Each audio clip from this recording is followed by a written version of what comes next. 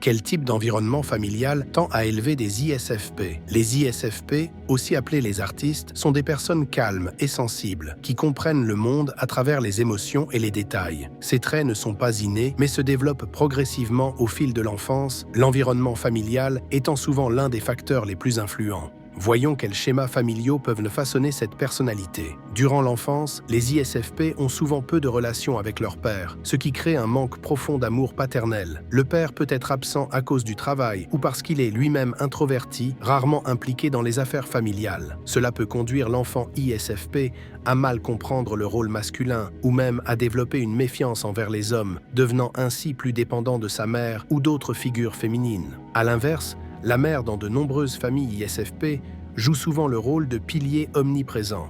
Elle prend en charge la plupart des responsabilités, donne sans compter, mais exprime rarement ses propres besoins. Les enfants élevés dans ce type de foyer apprennent très tôt à prendre soin des autres, à faire preuve d'empathie et développent des personnalités douces et attentionnées. Mais cela les pousse aussi à réprimer leurs propres besoins, à ignorer leurs pensées profondes et à construire leur estime de soi sur le fait de faire passer les autres en premier. Les ISFP reçoivent beaucoup de soins, mais doivent aussi respecter des règles strictes. Dès l'enfance, ils oscillent entre deux extrêmes émotionnels, se sentir l'enfant le plus heureux du monde et juste après penser « je déteste ma famille ». Cette dualité intérieure rend difficile le fait de rester sereinement au sein du foyer ou au contraire de quitter définitivement le cocon familial. Résultat, ils développent une personnalité à la fois hypersensible et très indécise. Les parents donnent l'illusion de laisser des choix à l'enfant ISFP, mais attendent en silence qu'il choisisse la bonne réponse. Dans beaucoup de familles ISFP,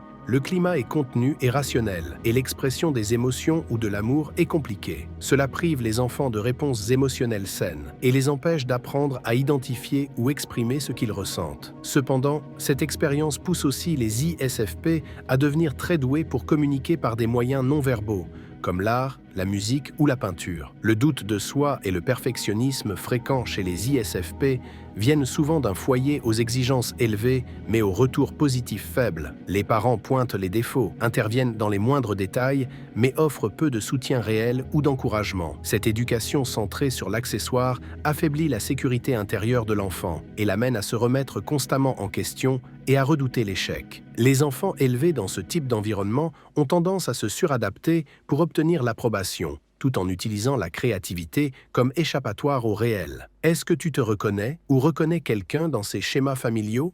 Tu peux partager ton histoire en commentaire.